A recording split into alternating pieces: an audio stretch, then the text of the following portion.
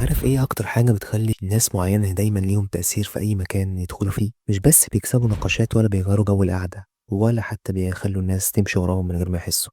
لا، الموضوع اعمق من كده بكتير. في سر نفسي قليل قوي اللي يعرفوه، و99% من الناس مش بياخدوا بالهم منه، مع انه لو فهمته حياتك كلها هتتغير.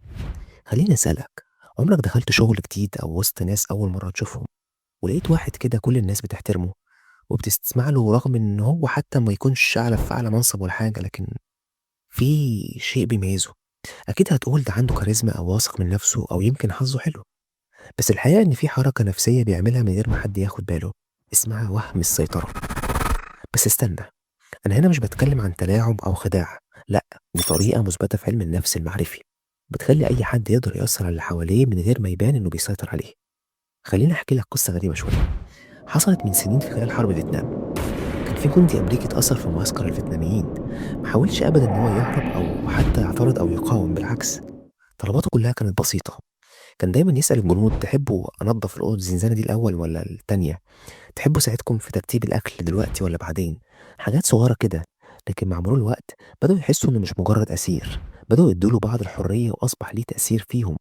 والسبب إنه فهم السر: وهم السيطرة. بس هو إيه وهم السيطرة ده؟ هو ببساطة إنك تدي الشخص اللي قدامك شعور إن هو اللي بيختار، حتى لو كانت كل الاختيارات متوجهة لنتيجة واحدة، بس هو حاسس إن هو اللي في إيده القرار، والنتيجة هيبقى راضي هادي وموافق. ده سر نفسي في دراسة علمية مشهورة عملتها إيلين لينجر عام 1975.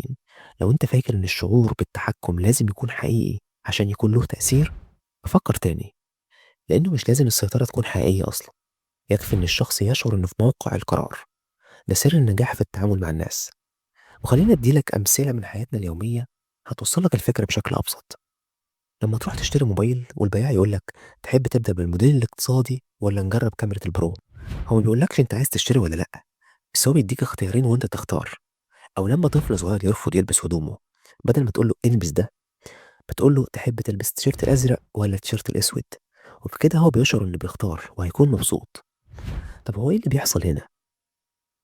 الدماغ البشريه بيحب يحس انه متحكم في حياته، حتى لو ده كان مجرد احساس مش حقيقي. لما تدي لحد اختيارين بدل أمر مباشر، مقاومته بتقل وتفاعله بيزيد. حتى في الشغل، المدير الشاطر مش هو اللي بيدي الأوامر، لأ، هو اللي بيخلي الفريق يحس إنه مشارك في القرار. ببساطة يقول لهم: نبدأ المشروع بالطريقة دي ولا عندكم اقتراحات تانية؟ طيب إزاي نستخدم المبدأ ده في حياتنا اليومية؟ لما تبقى عايز تقنع حد بحاجة، اديله اختيارات محددة بدل ما تفرض عليه رأيك. تقدر تتبع برضو المنهجية دي مع نفسك، بدل ما تقول أنا لازم أذاكر ساعتين، لأ، جرب تقول: أذاكر نص ساعة وأريح ولا أكمل ساعة وأتفرج على فيلم بحبه؟ وبكده دماغك هتتفاعل إيجابيا لأنك بتحس إنك بتختار، مش مجبور يعني. ونفس الفكرة هي طريقة البومودورو لتنظيم الوقت، واللي بالمناسبة عملت عنها حلقة كاملة، هتلاقيها ظهرت هنا أو هنا، أنصحك تشوفها بعد الفيديو ده. حتى في العلاقات، لو أنت في نقاش مع شخص، بدل ما تحاصره في زاوية قول له: أنا فاهم وجهة نظرك، تحب نكمل الحوار دلوقتي ولا بعد شوية؟ وبكده أنت بتفتح باب بدل ما تقفله. بس خد بالك، الفرق بين التأثير الإيجابي والتلاعب هو النية. لو نيتك تساعد أو تبني ثقة، المبدأ ده هيغير علاقتك للأحسن. لكن لو نيتك تسيطر عليهم أو تستغلهم، هنا لازم تكون حذر، لأن الناس مش أغبياء، حتى لو ما قالوش هم بيحسوا. جرب كل يوم تستخدم وهم السيطرة مع اللي حواليك ومع نفسك، بدل ما تدي أوامر ادي اختيارات، بدل ما تتحكم شارك. لاحظ ردود فعل الناس، هتلاقي المقاومة قلت وناس أصبحت بتسمع لك أكتر، وأنت نفسك هتحس براحة نفسية أكبر. الخلاصة: التأثير الحقيقي مش في الصوت العالي ولا في فرض السيطرة، التأثير في إنك تفهم النفس البشرية وتعرف إزاي تدي الناس إحساس بالتحكم حتى لو بسيط. لو عجبتك الفكرة جربها مع نفسك، وهتكتشف إن أنت من الناس القليلة جدا اللي عرفت وفهمت اللعبة، اللي 99% من الناس مش شايفينها أصلا.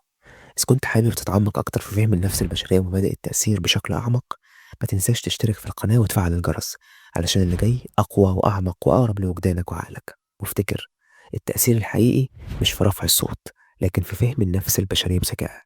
أشوفك الفيديو الجاي، خد بالك من نفسك. سلام.